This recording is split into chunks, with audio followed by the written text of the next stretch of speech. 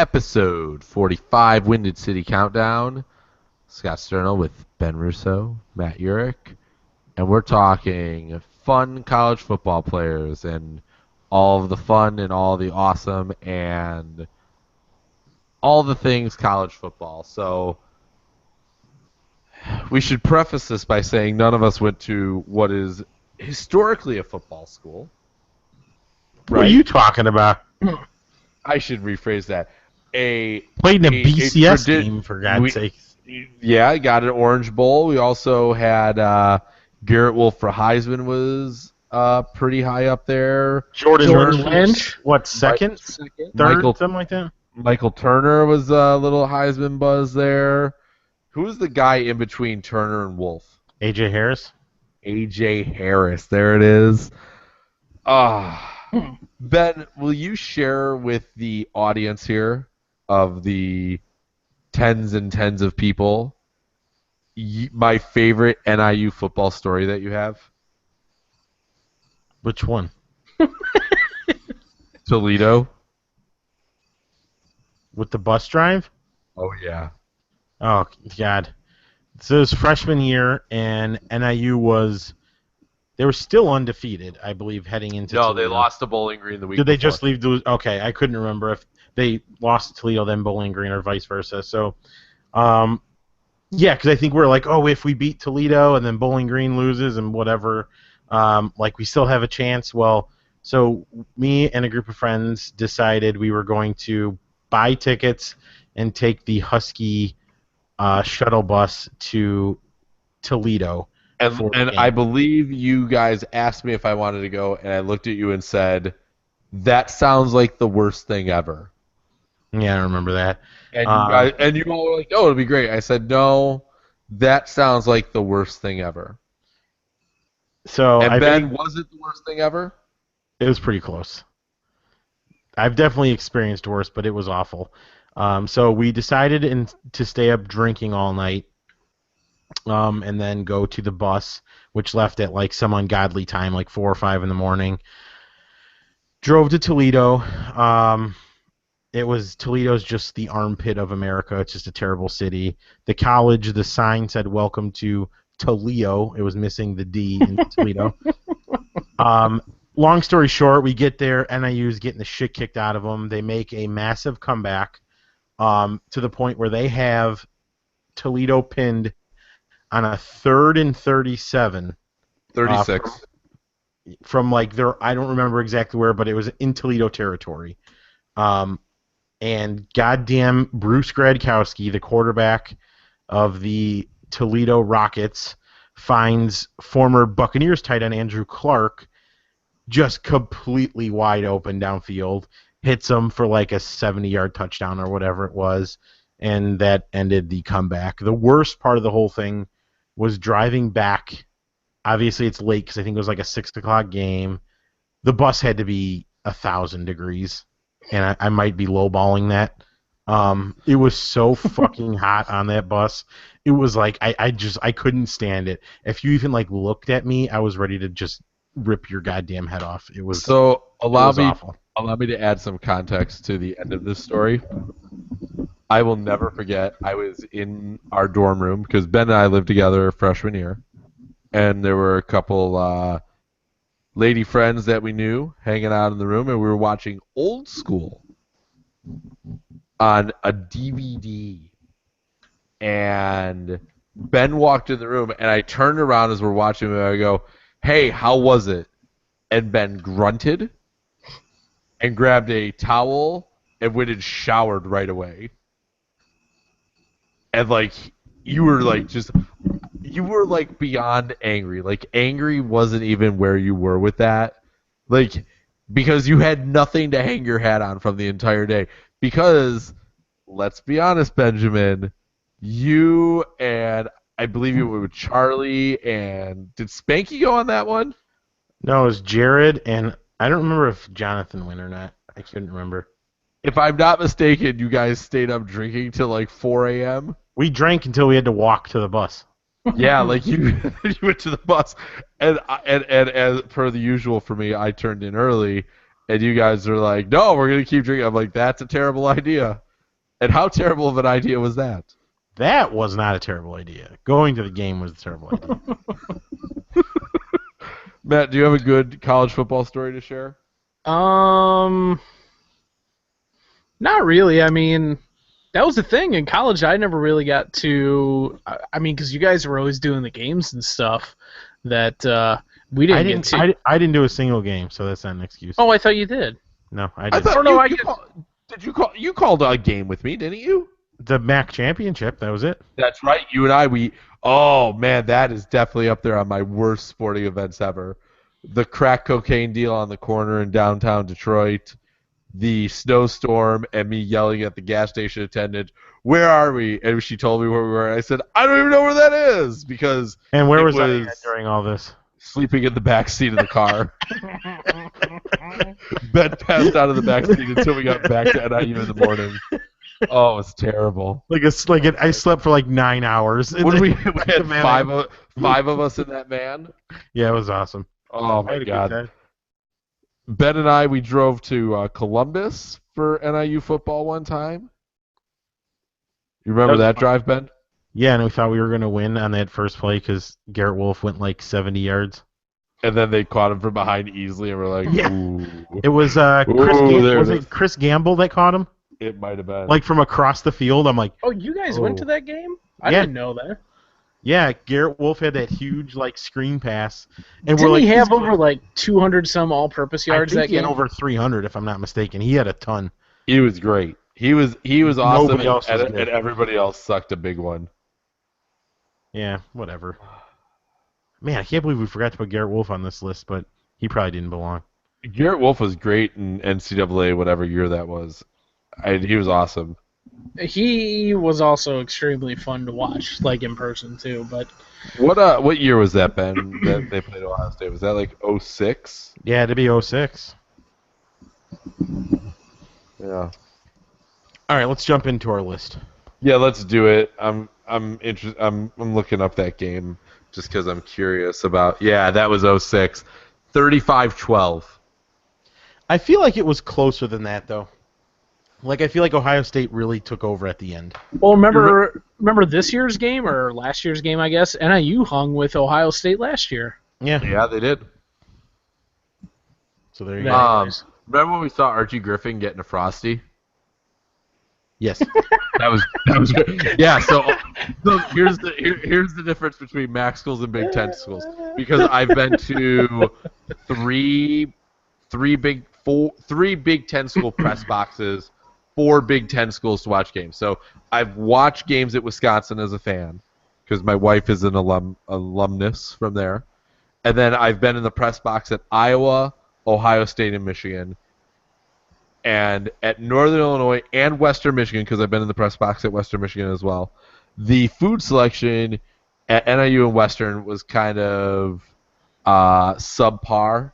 NIU like to do box sandwiches as like their press row food. I was going to say Western Michigan had like a smallish buffet. Iowa, I don't remember Iowa at all because I did a lot more on the field at Iowa. But I did, at Michigan, enjoy numerous hot dogs and nachos and Cokes because they had a full concession stand for their press box people.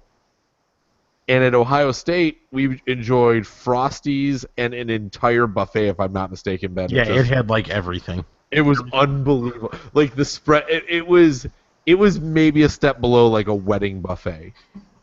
That alone made the trip worth it. Oh, it was totally worth it. Especially when they were like, hey, are you guys going to broadcast? We're like, no. They're like, okay, because you were going to broadcast outside. Here's some seats in the press box. Yeah. And that day had to be, what, like 55 degrees, Ben? It was really windy. It was windy. It was awful. All right, let's get to the list because we could talk about our college football chops all day. But these 10 are the most exciting football players we've watched since like 1990.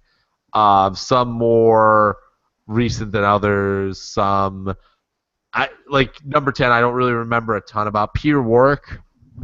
I remember him being bad for the Bengals. I remember that. That's the important thing to remember with this list is this isn't how they turned out in the pros. Because if you really look at the list, there was maybe maybe 2 or 3. One Hall of Famer.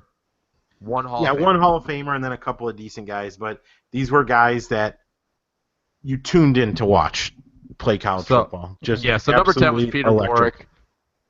10's Peter Warrick. Matt, you're a Florida State guy. Tell us about Peter Warrick and your love and affinity for him in Florida State. Okay, so Peter Warrick was an incredible return man. I mean, that's really all he was in the NFL.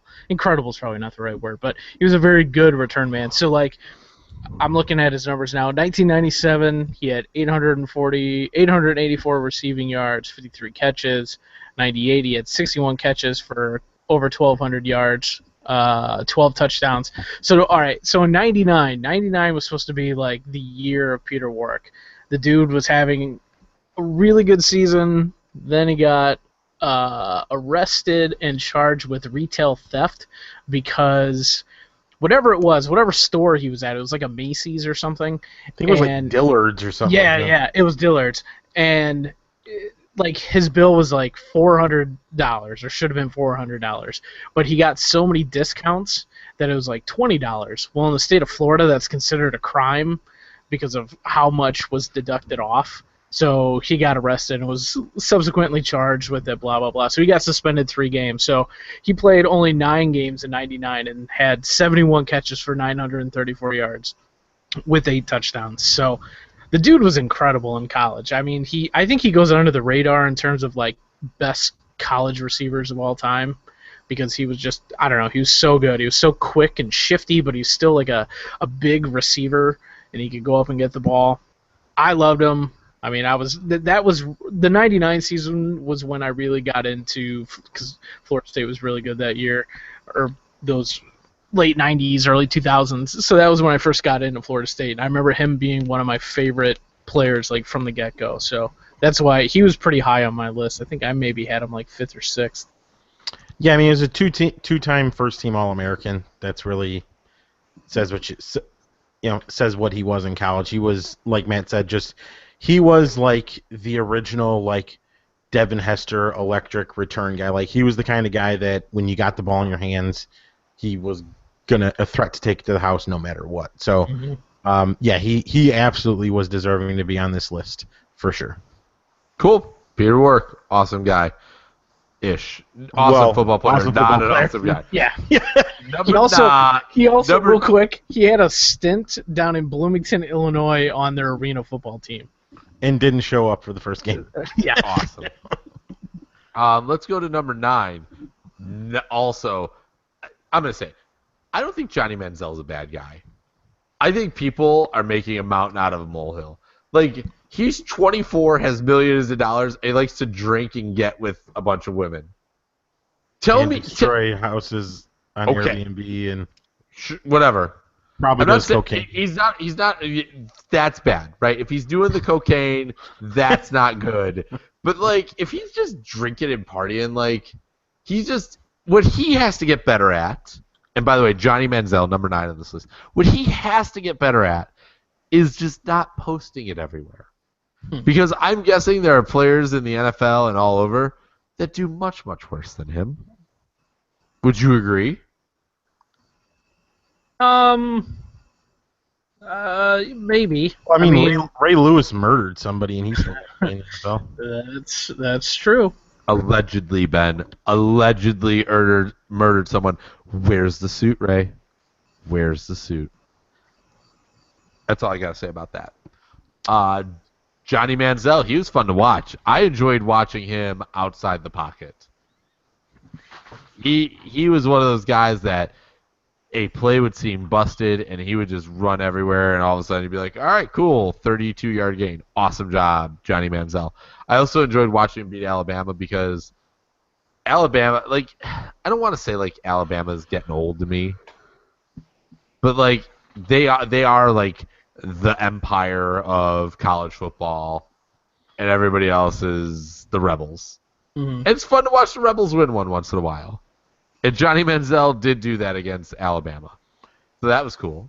Yeah, I mean, he was the guy that, I mean, he's the epitome of what this list is to me. Had he done it longer, would have been better. But this was a guy that you tuned in. Me and Matt we texted about it. Like, this was a guy that you tuned in to watch. Like, you looked, especially that his first year starting, you said, "Oh, who's Texas A&M playing this week? What time are they playing? What channel are they on? Because that's the game I'm going to watch." I mean, every week it was like 400, 500 total yards with his rushing and passing. I mean, he was just an incredible guy to watch. Obviously, he won the Heisman in 2012, beating out another guy that we'll talk about in a little bit. His second season, while still really, really good, I believe that's when kind of the trouble started with him, correct? Yeah. Yeah. I mean, actually, I guess you can pretty much say that the rushing stats were down, but he was a better passer that year. He was an electric player. I mean, he was the epitome of what this list is. Like I said, the guy that you tuned in to watch. You wanted to watch him play. So, Yeah. Money Manziel. Yep. The first freshman to ever win the Heisman Award. I mean, like Ben said before, he was must-see TV for me. It was always, all right, is Manziel on that 2:00 CBS game with Vern Lundquist making the call? Like, that's what I'm tuning in for. Like, I wanted Good to old see. Vern. Oh, I love Vern. He's awesome. Like, you wanted to see what he could do because he is like another person that's on this list. But he could, the things he could do with his legs, he could also do equally as well with his arm. He didn't have like an elite NFL arm, but he had a very good college level arm. And man, was he just like his ability to like slither away and slide between the defenders and make nothing or make something out of nothing. Like, he was so good at that. So Manziel was a fun guy to watch. It's too many huge expectations were placed on him. He never should have been selected in the first round in the NFL, but that's a different story. Hey, Brown's gonna Brown, man. Hmm. You know what I'm saying? Yep, I heard you. All right, number 8, Mr. Catfish. We talked about him last week. Manti Te'o. Catfishing aside, he put together probably one of the best 12-game stretches of a middle linebacker in college football ever. yeah. And I then agree. Lene Kukua came along, and Alabama came along, and they're like, you know what we're going to do? We're going to run right at Manti Te'o because he's an undersized middle linebacker, and we have grown-ass men up here that are going to push him around. And you know what Alabama did to Manti Te'o? They pushed him around. Mm-hmm. And that was the end of Manti Te'o. But he was still really fun to watch, and the heart and soul of that Notre Dame team in their runner-up year a few years ago. And 2012. 2012. So he clocks in at number 8. God, that catfishing thing, though, that was unfortunate. Yeah, I mean, this was a guy I really questioned on if he should have been on this list just with some of the other names that we came up with, but it was those last 2 years. And, I mean, really, you could almost argue that his 2011 season was better. I think the thing that stands out for that 2012 season was the 7 interceptions. I mean, that's like borderline unheard of. I mean, I can't think of like, you don't even have corners. Like, yeah, that's an amazing year for a corner. like there's cornerbacks who have probably been picked high in the NFL draft that didn't have 7 interceptions in their career in college, let alone at the middle linebacker position. Here's an example real quick on that. Mackenzie Alexander out of Clemson. He was taken in the second round. No interceptions, right? Yeah, had no interceptions during his collegiate career. Yeah. But I mean, go ahead. Sorry, Okay. Sam. Oh, I was just saying, the most interesting part of this to me, though, is they played Pittsburgh on November 3rd to a triple overtime game. If that doesn't go down as a win for Notre Dame, he might not be on this list, right? Yeah, I think that run he had in 2012 obviously pushed him over the top. But like I said, I mean, just look at honest to God, like his 2010 and 2011 season were pretty incredible. I mean, as a sophomore, 133 total tackles, 9.5 tackles for loss. He did only have 1 sack. 2011, 128 tackles, 13.5 tackles for a loss, 5 sacks. But that 2012 season, yeah, I mean, he was unbelievable. And, if it wasn't for Johnny Manziel, he's obviously a Heisman Trophy winner at the same time. So, yeah, he was incredible. But like you said, Nick Saban exposed him, and I mean now he's probably a slightly above average, NFL linebacker at this point. So Which I think is more than some people thought he was going to end up being at the end. Yeah. I will say, I'm looking at this, and I think Notre Dame. A lot of people were down on them throughout the year, but looking back at that schedule, they beat number 10 Michigan State, number 18 Michigan, number 17 Stanford, number 8 Oklahoma, and they still beat USC, which that wasn't USC, but didn't they win a lot of close games that year, or am I thinking? Yeah, they beat Purdue by 3. They beat Michigan by a touchdown. They beat Stanford by a touchdown in overtime. They beat BYU by a field goal. They beat Pittsburgh by a field goal in triple overtime. They beat USC by 9. So they had some close games, but you go back and look at the final standings. I think what hurt Notre Dame was Ohio State went undefeated, but that was the year Ohio State couldn't do anything. Right. But they were the only other team to go undefeated. Ohio State and Notre Dame went undefeated. Alabama lost 1. Florida lost 1. Oregon lost 1. K-State lost 1. So, NIU lost 1, just saying. Oh, man. And then Kirk Herbstreit blasted them on. Is that the year? No, that wasn't even that year. It was the Orange Bowl year. Yeah, that would have been the year before, right? Or a year later. No, the Orange Bowl was 20... No, there they are. Yeah, they would have played Florida State, who ended 12 or 13, and NIU was 16. And Kirk Herbstreit threw a conniption because he's Kirk Herbstreit. Whatever. Yeah. Right on. All right. So number 7, this guy. Oh man. I wanted to put him number 1 so bad on my list, but I just couldn't do it. Let me know if you agree with this. The moment for me that was like LeVar Arrington is the man. They were playing Pitt, I believe, and Pitt trotted out their kicker to like win the game, and they sent LeVar Arrington out there to like block the kicker, like just you gotta block it. And he absolutely just obliterated it. Like he got way up there. They're like, "Yep, ball game. LeVar Arrington blocking kicks for Penn State." Well, then there's also obviously if you missed it, LeVar Arrington is number 7. Yeah, I'm sorry. Honestly, I think he should be higher. I really do. The play to me was against Illinois when he jumped the snap, jumps over the offensive line and tackles the Illinois running back like 3 yards back. It was like a 4th and 1 play. I mean, it was just like the play I also recall similar to that. Like, I don't know if you remember Tommy Harris in his prime with the Bears when he jumped the snap and literally knocked the ball out of the center's hand before, which I don't even know if that's legal. I don't think it is, but whatever. They didn't get called for anything. Did it. but that's what it was. Like, legitimately, like the quarterback said hike, and LeVar Arrington is already completely horizontal, just jumping over the line, and nails the Illinois running back in the backfield. It was an unbelievable play. Like that's the play that I remember LeVar Arrington. I remember watching that guy play on Saturdays. I mean, God, like he was the guy. I was like the biggest Penn State fan for like 2 years because of LeVar Arrington. Yeah. I really thought he was like surefire going to be like a Hall of Famer. I know he had like a ton of injuries, and I mean, for the most part, he just wasn't that good. But a lot of injuries set him back in the NFL. But I mean, he was a solid player, but yeah, he never lived up to the full on hype of what everybody thought he was going to be. He definitely was.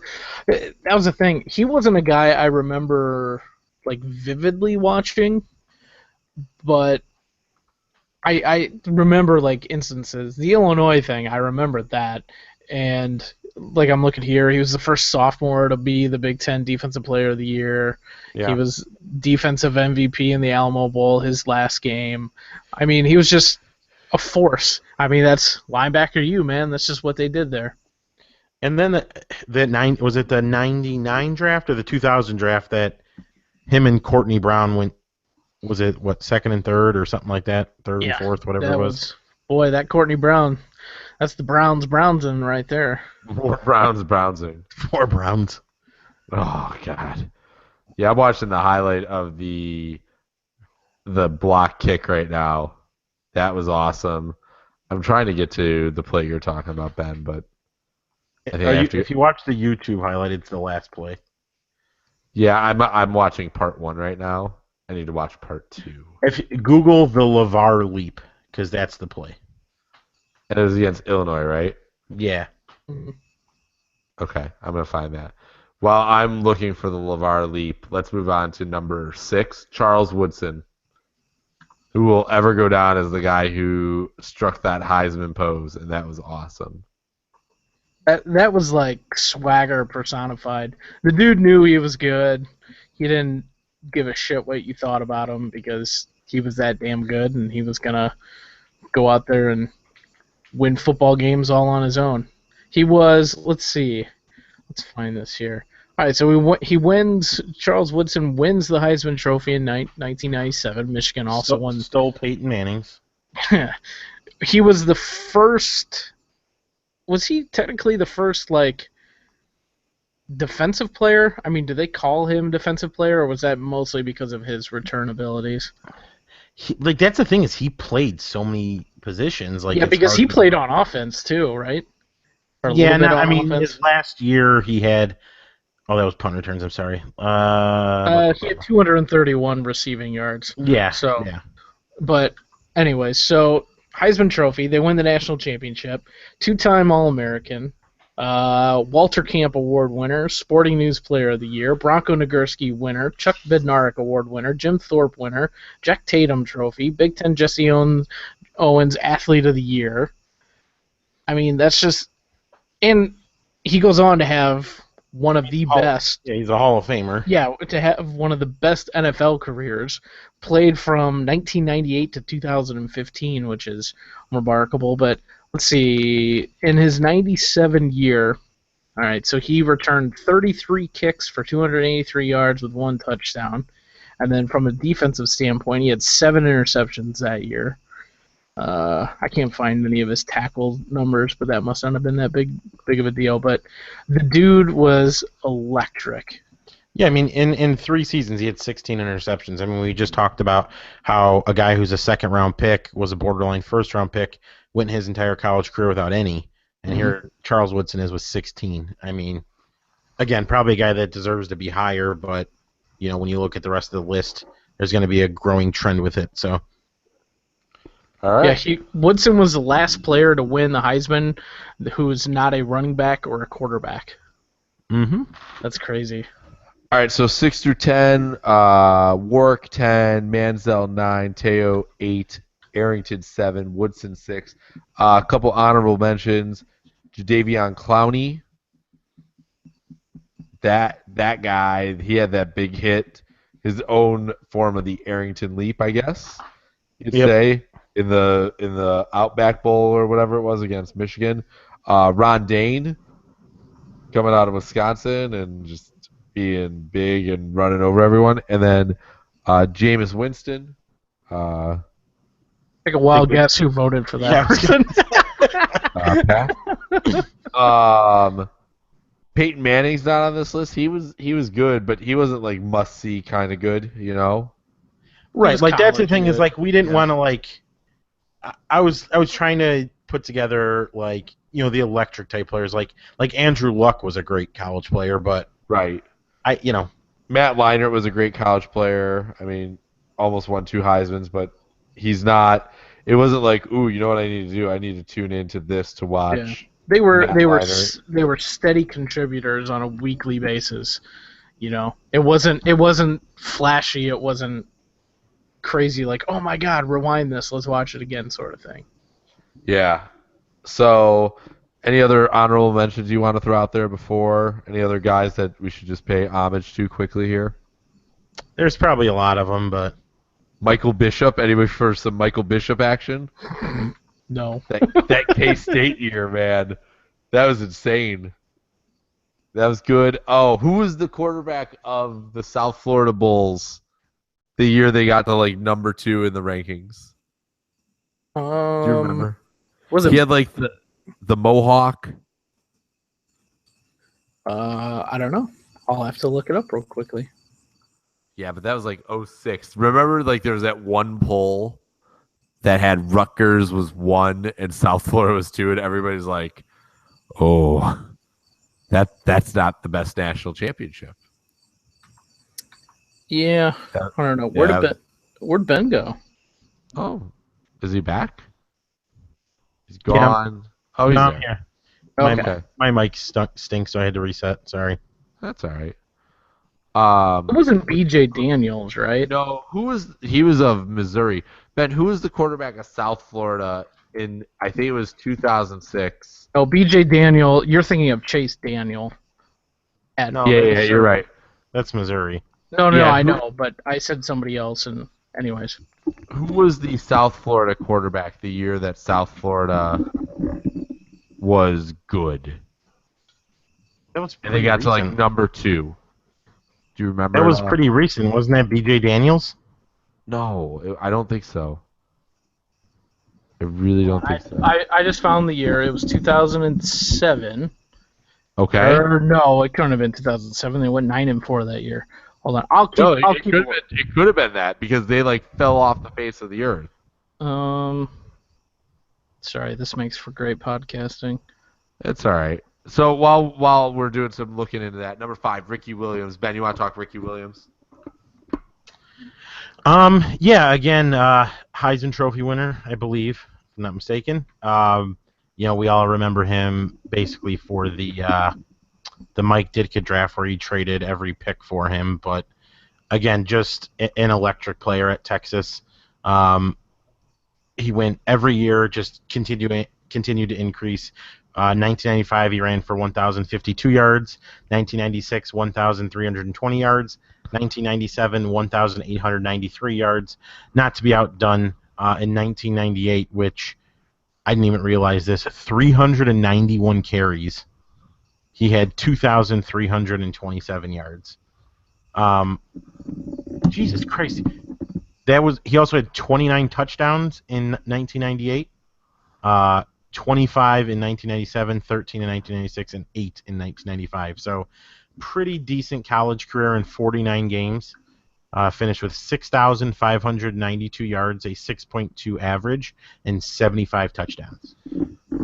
All right, so just to quickly jump in here, South Florida was number 2 in the poll in Week 7, led by Matt Grothe.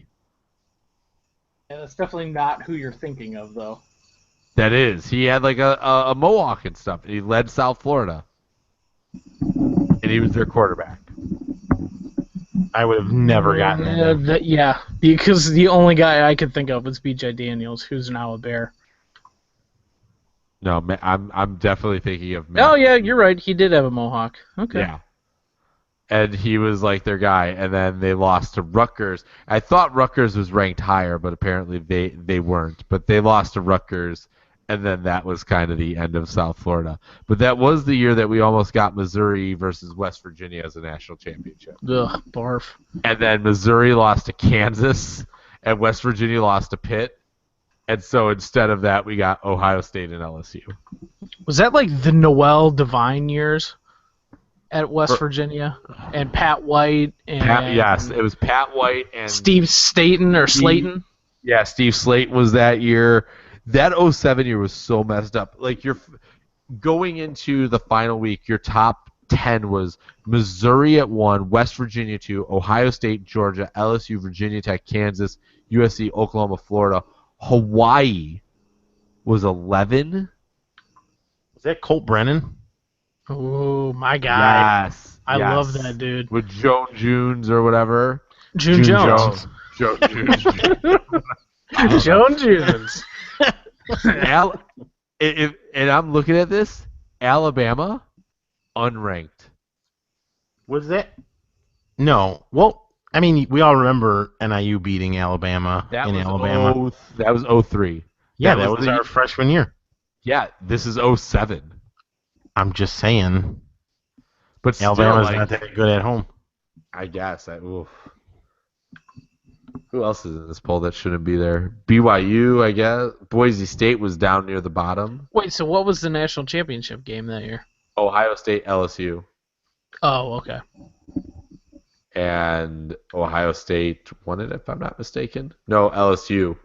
Oh, you know what year this was? This was the year that USC got left out. And then they throttled whoever in the last bowl game or whatever. I was like, oh, maybe we should have put them in there. It was a really odd year.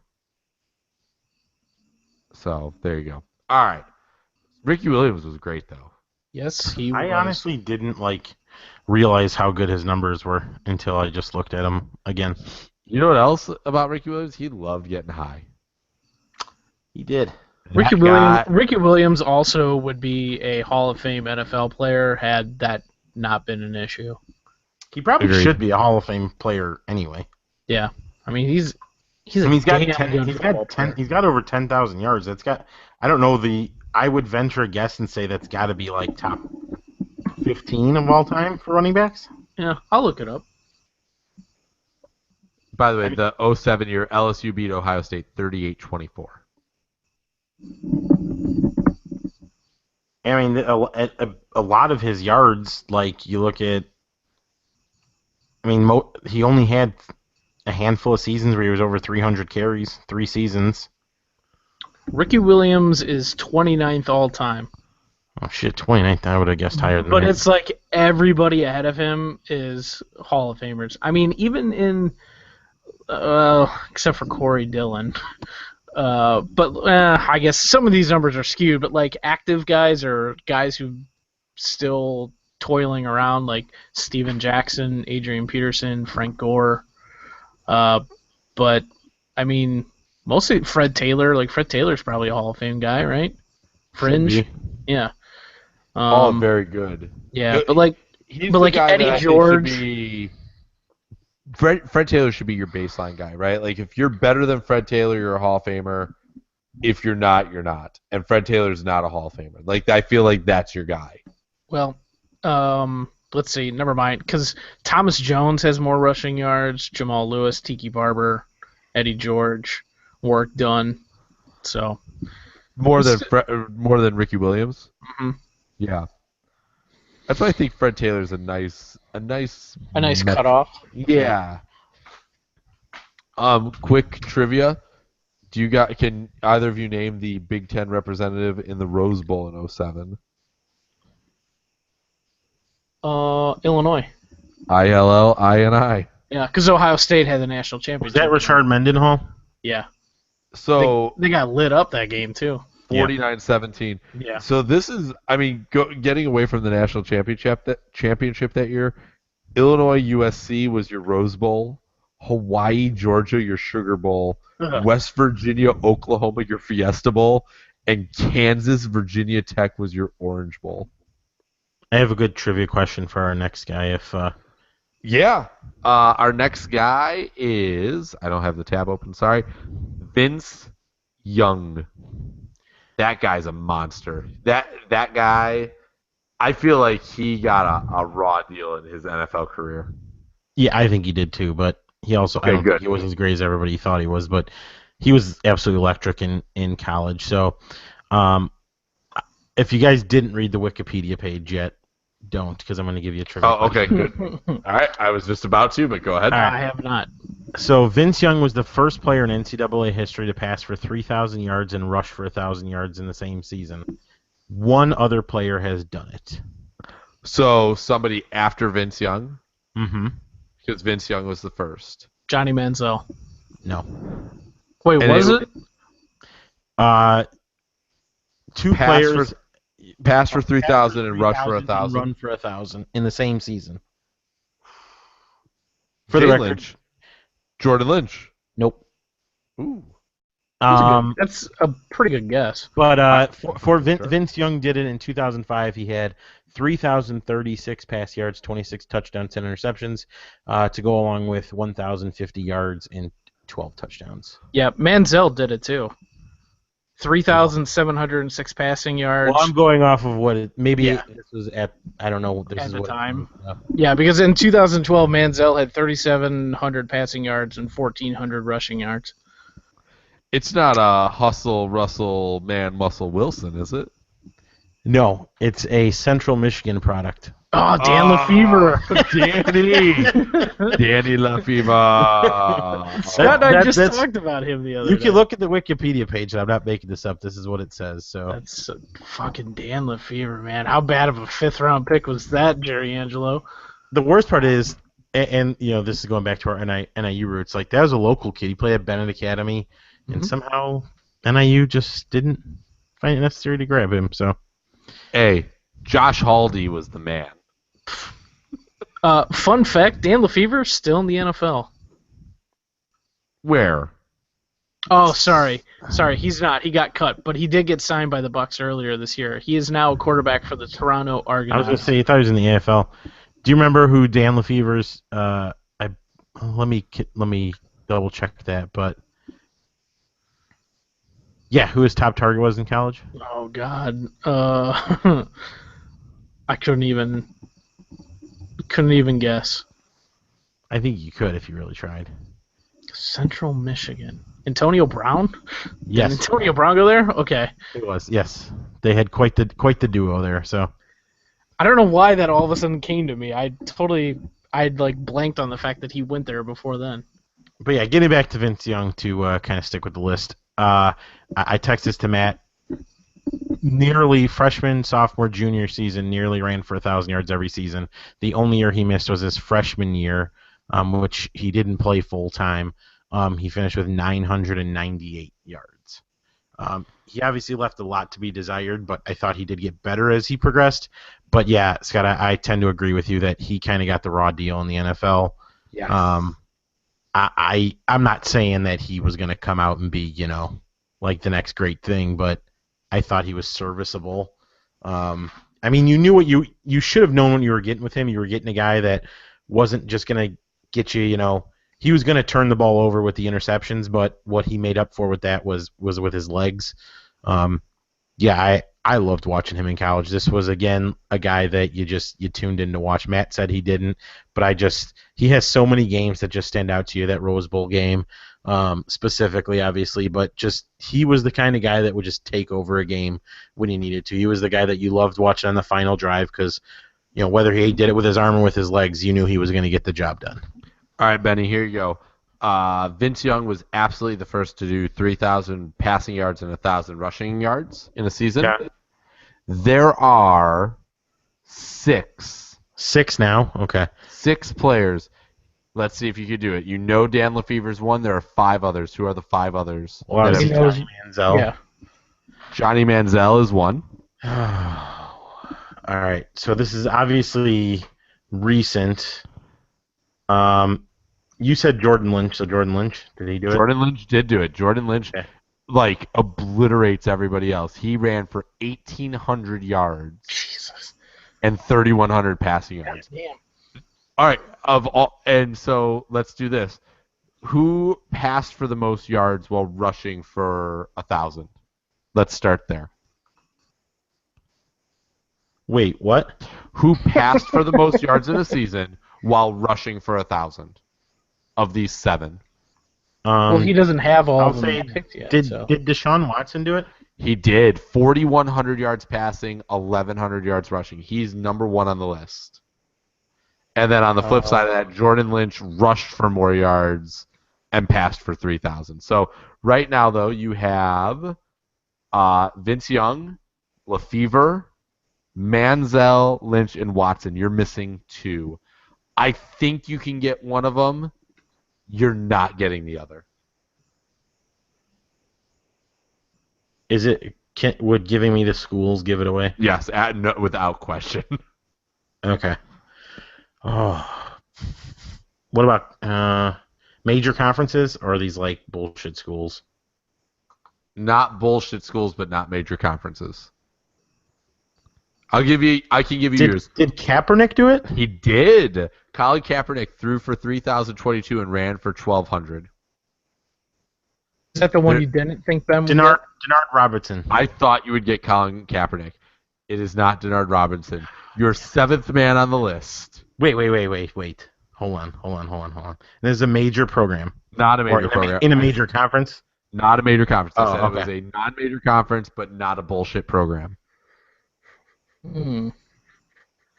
They are the only school on the list with 2 members on this list. Would giving me the conference give it away? Yes. Fuck.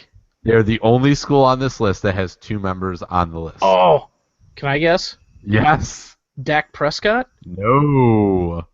Or no? That was a bad guess. Sorry. So only with 2. NIU doesn't have 2, do they? Oh, they No. do, Ben. Is What? it Drew Hare? Chandler Harnish. Oh, 32 wow. and 1379. Chandler Harnish.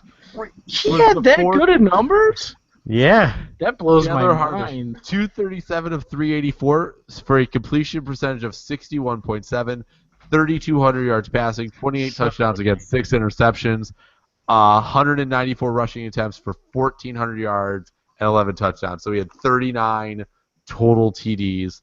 Deshaun Watson, obviously, at the top of the list here, he had 47 touchdowns. Dan Lefevre had 46 touchdowns, and nobody else is it. Oh, Johnny Manziel had 47. Jordan Lynch had 44. Kaepernick 41. Vince Young actually low at 38. Yeah. Harnish had 39. So Vince Young, your lowest, I think, on this list. So there you go. So fun stats. So all of those guys need to be on this list above Vince Young. Chandler Harnish, NIU. That is not a name I had even thought about in years. Good for him. Unbelievable. All right. Tim Tebow. Tim Tebow, for me, will always go down because he was the guy who had like the soliloquy given by Tom Brenneman during the championship. A man with even better character off the football field than on the football field. Okay. Did Tebow win 1 or 2 Heismans? One. One. Only one. Only is, Archie. No, Archie. It's not Archie. Yeah, Archie Griffin, Archie right? Griffin. I thought you were saying Archie Manning. Sorry, No. I don't know. But yes, Archie Griffin, I think, is still the only one to win 2. Yeah. I mean, yeah, I didn't realize he probably should have won in 2008, but whatever. 30 passing touchdowns, only 4 interceptions, another 12 rushing. Yeah. He was almost on the list. He only missed it by 105 rushing yards. Sorry, I'm looking. I got distracted here. I'm looking at NIU's all-time passing stats. Oh man, Chandler Harnish is at the top of all of these. He's got them. He also was a 4-year starter too. I think Lynch only started 3 years. Oh no, Lynch was a 4-year starter. But yeah, 68 leads all-time leader in touchdowns with 68. Let me tell you something though. Jordan Lynch on that list from 2012. Mm-hmm. 2013, he was almost on the list again. He went 28.92 passing and almost 2,000 rushing yards. Yeah. The kid was an amazing football player. And he had 47 touchdowns as well to go with all that. Yeah. Which tied Deshaun Watson. 51 touchdowns, 14 interceptions. The dude protected the football. Here's where this list starts to go south, though. So I expanded it to be over 2,800 yards. Mm-hmm. Taysom Hill almost got on that list. Taylor Martinez. Nebraska. Yeah. Cam Newton. All right. Good for him. Colin Kaepernick almost again on that list from 2008. And then rounding out your 2,800 yards and 1,000-yard guys, Greg Ward Jr. Ta-da! Are we going to talk Tebow here? Fuck Tebow. Fun fact, though, real quick, Garrett Wolf averaged 6.4 yards per rush. Fun Yeah, fact, that's pretty Tebow tried out to be a baseball player today and couldn't even successfully navigate his audition. True. correct. But anyways, back to Tebow real quick. I had Tebow number 1 on my list because he truly was the guy, and for me, a Florida State guy, like, we're supposed to hate Florida, and I do not care for Florida as a football team, but I loved watching Tebow play. Because the dude just, like, he took over games. I mean, You know what? he had a Go noodle ahead, Matt. arm. He had a noodle arm, but, like, he still was weirdly able to, like, get stuff done. You know what play makes me hate Tim Tebow? No. The jump pass. Oh, yeah, dude, that Yeah. guy made a living off of that. I hate the jump pass. I just If you have to I jump to think make a pass, like it's a terrible play. I think I didn't tune in to watch him because I never expected him to be a good NFL quarterback. Like, It's because it you wasn't- hate God. It That's wasn't like at least like with like Johnny Manziel, I was like, okay, he's got a better arm than Tebow. Vince Young, whatever. I mean, again, these were.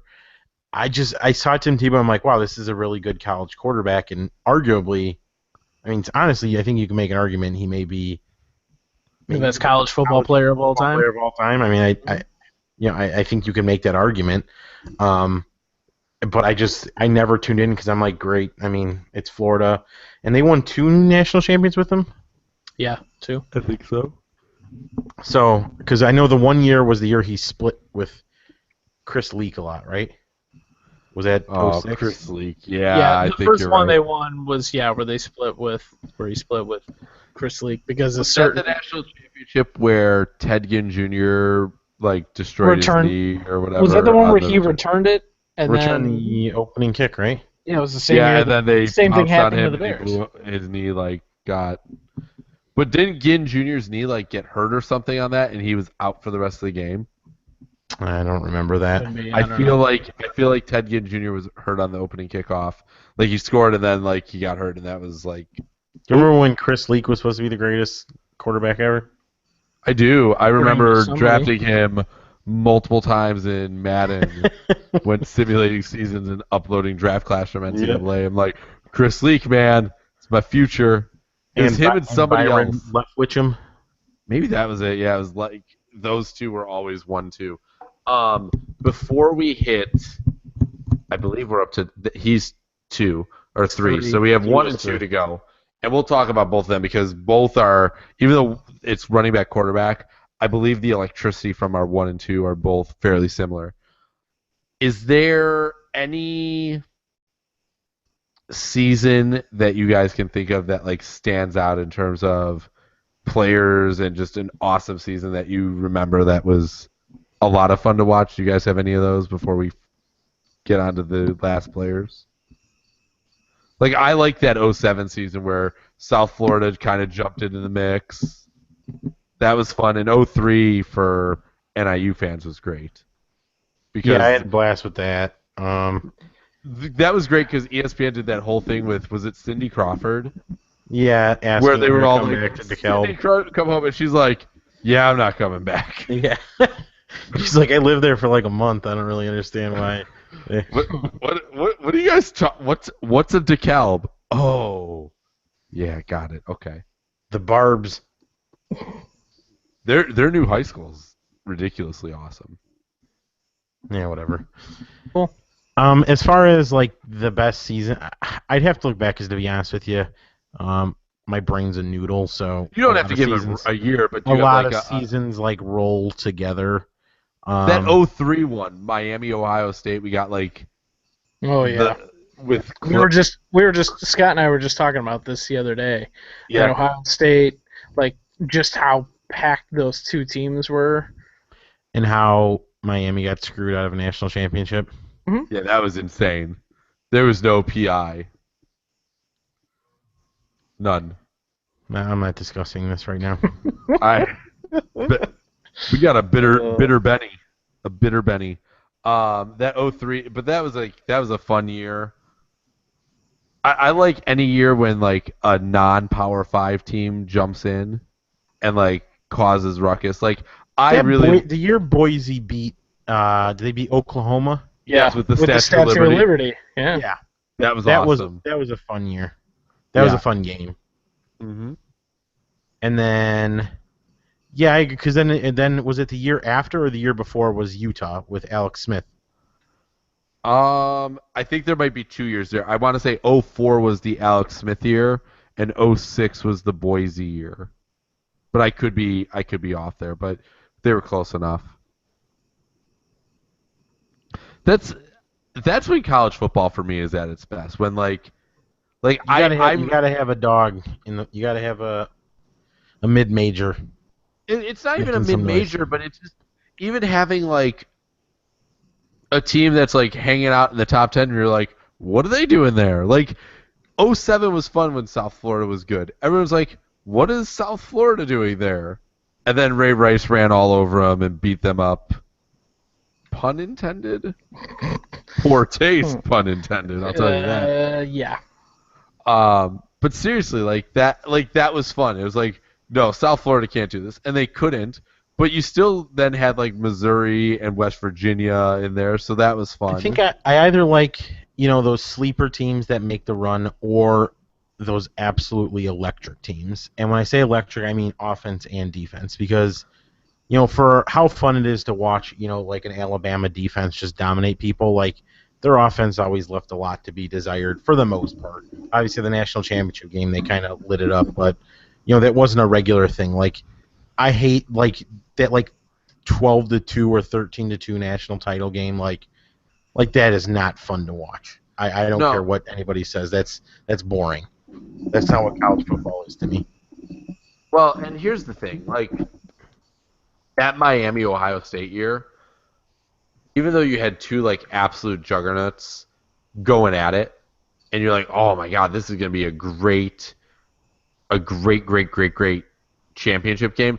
Part of what made it a great championship game was Miami had everything on the line, right? Like Miami had won like 33 in a row, if I'm not mistaken. Is that right, Ben? Like they were somewhere up there with that at least, right? With what? The year that Miami played Ohio State, right? They were something like 33 in a row they'd won.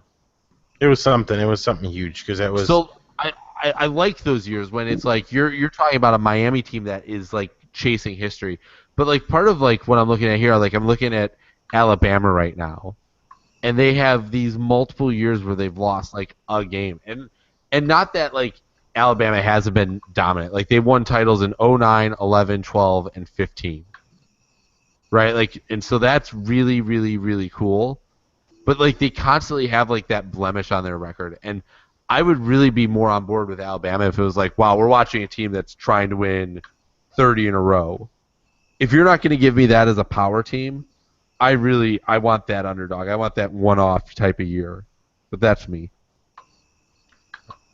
Maybe I'm way off base, but I think the sport's fun when you either have either of the two extremes, a huge underdog or even a middle of the road underdog and a team that's trying to like really cement their place. Like you picked in our last podcast, Ben, you picked Georgia. Mm-hmm. I think that's an awesome, like that could be a really fun story. I know they're in the SEC. I know they can recruit better than a lot of people because they're Georgia. But that could be a really, really fun story to see Georgia finally do it. But like I don't feel the same about really anybody else in the SEC. But anyways. All right, we got two left on this list. Ron Mexico, number 2. I'm sorry, Michael Vick. I did. I threw the Ron Mexico out there. Michael Vick. Remember we saw a guy in a Ron Mexico jersey at a Bears game? Yeah. We did. That's commitment to like a bit there. Oh, yeah. It really is. It's like the guy we saw at the Cubs game in the Chet Stettman jersey from Rookie of the Year. It's like, yeah, but the thing is, you can't get the NFL.com made it so you couldn't order Ron Mexico jerseys anymore. Like they had to literally put a stop to it.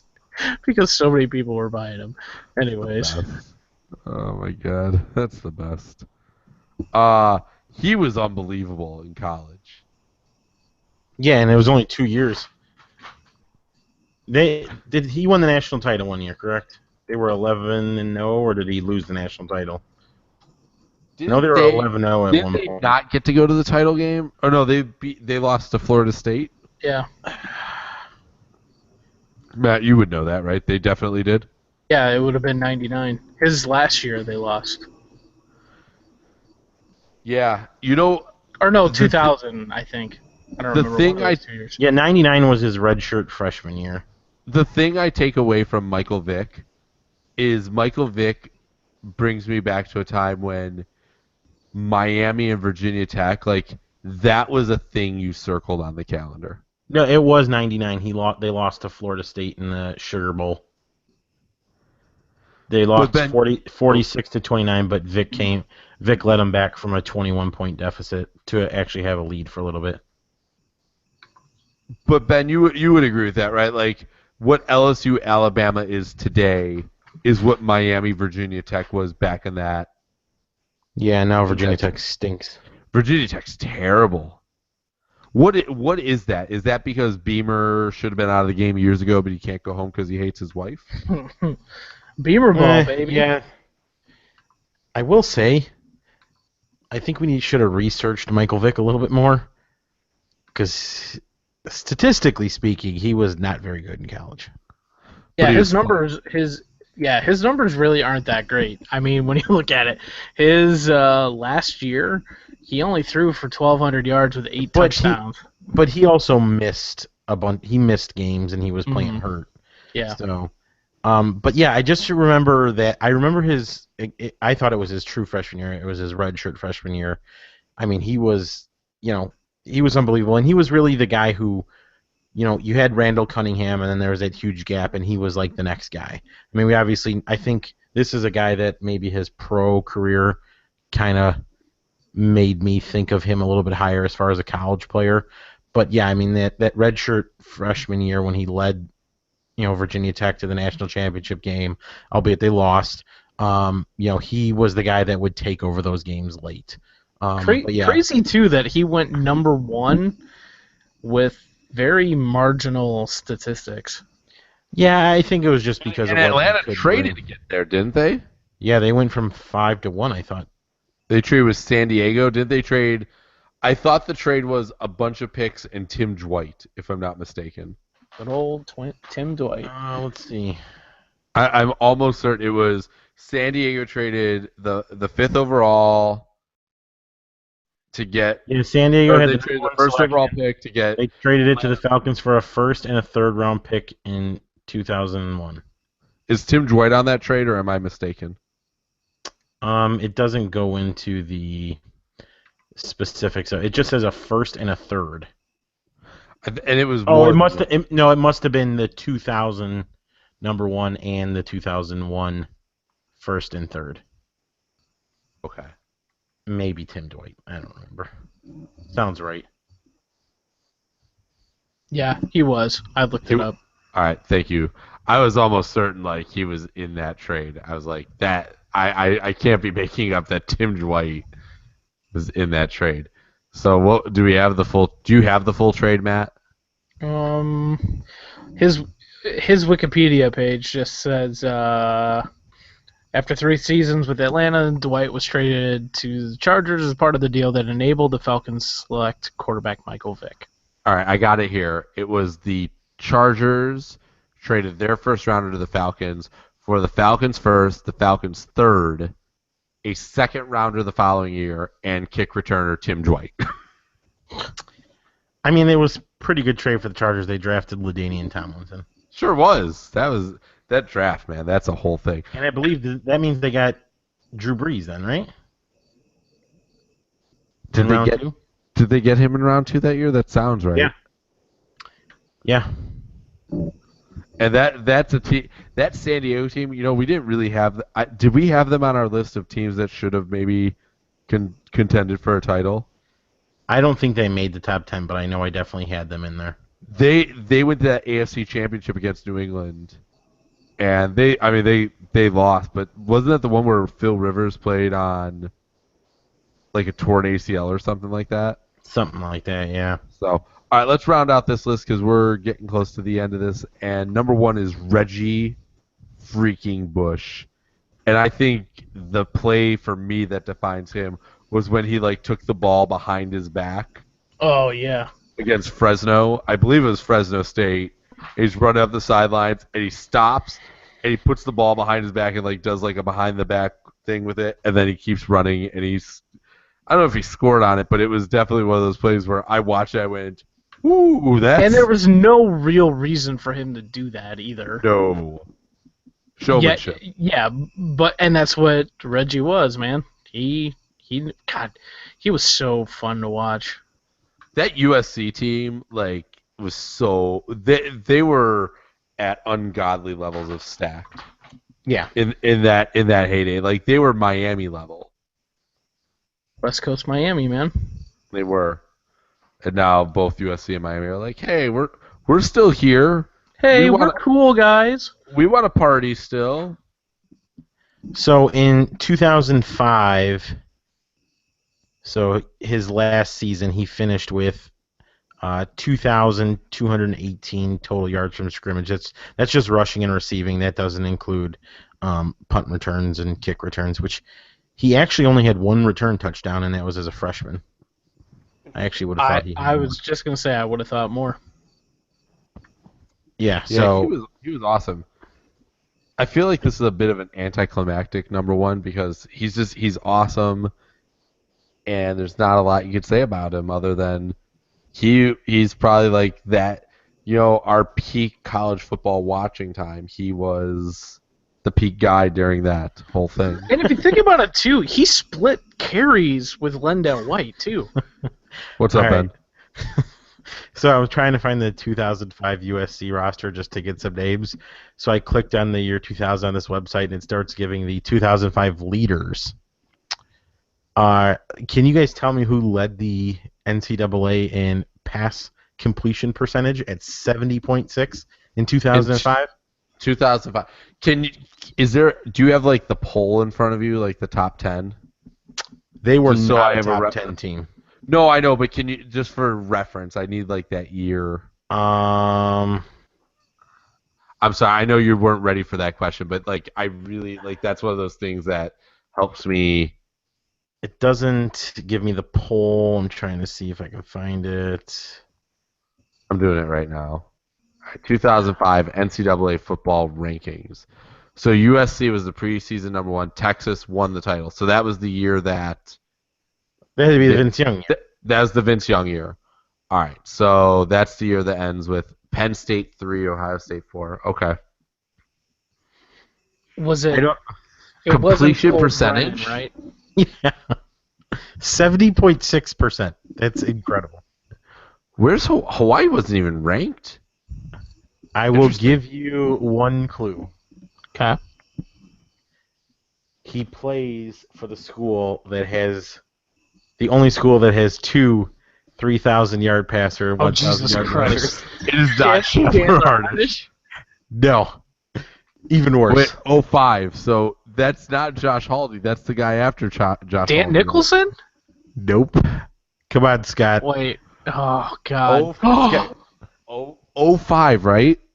Scott, the fact that you don't know this, I think you asked for his student ID at the rec center to play intramurals. I probably did. But I'm Phil Horvath. Oh. No. I did. I way. definitely asked that guy for his ID, and he was definitely like, "You should know who I am." And I definitely had he said something. If he would have been like, "Don't you know who I am?" I would have definitely been like, "No." And he'd been like, "I'm Phil Horvath." I've been like, "Great, I still need an ID." Oh God. Oh, we Phil- lost Ben. Phil Horvath. Not a name I would have expected Oh to my hear God. tonight. Remember that time Sean Kenny played basketball with Doug Flutie up at the rec? Yep. That was great. Crazy thing is, Doug and Sean were probably the same height. Yeah. So rounding out the top 10 completion, Brian Brom. Do we remember him? Oh yeah, Louisville. Yes. We had Mhm. Rudy Carpenter, Colt Brennan, Charlie Whitehurst, Ooh. Drew Ooh. Stanton, Cody Hodges, somebody named Clint Marks, and then Matt Leinart and Vince Young. What's a Clint Marks? He's a mid-Tennessee State quarterback. Ooh, Yeah. yuck. No wonder I we need to never look heard up of him. Phil Horvath. 70.6%. That is unbelievable. You know, And those then he NIU stunk. quarterbacks, they'll get you. All right. So for closing thoughts tonight, I'm going to ask you guys for your one thing you would do to college football to make college football better. One thing you would we do got to to make have these college questions before the show starts. 'cause I know, but I we're love on the putting you on the spot because then I get a more honest answer. Okay, do you want my honest answer? Yeah, please, Matt. What would you do? I'd add more Phil Horvath. You're an idiot. Okay. No, but I guess I don't like that there's different rules in college football than there are in the NFL. Like, I don't like the clock stopping after a first down. So Right on. I'd get rid of that. So you'd make like the college rules the NFL rules, essentially. Yeah, I'd make everything a generalized rule from one level all the way to the top. Cool. Like it. Ben, what would you do? You'd probably make the playoffs 16 games, wouldn't you? I would expand him at this point since you already got him, but If you're not ready, I've got mine ready to go. yeah, my only thing is trying to, and there's not really a way you can do it. That's the problem, is trying to find a way to level the playing fields, because how you explained, like a team like Alabama that is basically going to be, especially with the playoffs now, like when it was just the top two teams play for the title, like, if they lost, they could slide out. But at this point with the playoffs, like, they're basically going to be a playoff team now and for the foreseeable future. Like, they're not losing 2 or 3 games, which is what's going to be required to completely eliminate you. And when they're still in contention, whether they deserve it or not, when it comes to these committees picking, the schools, at the end of the day, they're going to pick Alabama over one of these other schools because they make the money. And I don't know how you get rid of that. I don't necessarily think there is a way, but that's what I would like to see change is, at the end of the day, there's going to be these teams like the Patriots who consistently compete and win titles here and there because they have a great coach and a great quarterback. But at the end of the day, that's going to end. I'm not sure how that ends in college outside of the coach leaving or, something like that. So mine is way outside the box. Big surprise. Shocking. I know. So I would, honestly, I think what would make college football unbelievable is if you took like the top 60 and put those top 60 into 6 conferences, 6 10-team conferences. They play 9 games there, and then they play 3 outside of the conference, and everybody plays 12. And then each of those 6 conferences plays a championship game to crown their selection to an 8-team playoff, and then you get 2 wild cards out of the rest of it. But how do you decide the top 60 teams? So you've got 14 in the Big Ten, 14 in the SEC, so that's 28. You've got 10 in the Big 12, so that gets you to 38. You got 12 in the Pac 12, right? 14. Are they 14 now? Who did they add that gets them to 14? No, I'm sorry. I thought they were. Are they 14 or are they 12 only? I think they're 12 still. Okay. I thought they. So that's 50. So Big 10, Big 12, SEC, Pac 12. Who am I missing? Big 10, ACC. SEC make 20. Oh, and the ACC. Like, so you're at like 60-ish there. I mean, I'm not opposed to going all the way up to 80 and doing either 10 8-team conferences or 8 10-team conferences, and then your winner the winner of each of those makes the 18 playoff. But in some way, ultimately getting it to a point where the conferences are on a level playing field, and we get rid of all the bullshit, right? Like, we don't need the Sun Belt in D1. I could give two shits about Louisiana Tech versus Louisiana Monroe. They're not competing for a title. They're never competing for a title. So just stop the facade. And just turn the NCAA like top division into a glorified, oversized NFL season type of thing. But they're going to do what makes money. Of course. No question. And having 120 teams makes money. I guess. Until UAB pretends that they don't and they can their football program. And then bring it back like 12 and hours then bring later. It back when everyone's like, hey, that's bullshit. Oh, yeah, you're right. Here's your football program back. All right. Cool. I know I said that's a closing thought. Do either of you have any other closing thoughts? No? Nope. Nope, I got none. Fun list. All right, so I'm Scott Sternal. That's Ben Russo and Matt Urich. Thanks for listening. We appreciate the downloads, and be sure to tune in next week because I think next week we're going mega. NFL, baby. I think we're so. I'm going to propose right now. Can the weekly? Yeah. Can the weekly, and we maybe go like a 2-hour, a 2-part, 2-hour NFL megapod. We'll figure it out. It'll be a lot of NFL. I think we're going to need 2 hours though. Matt, do you agree or disagree with that?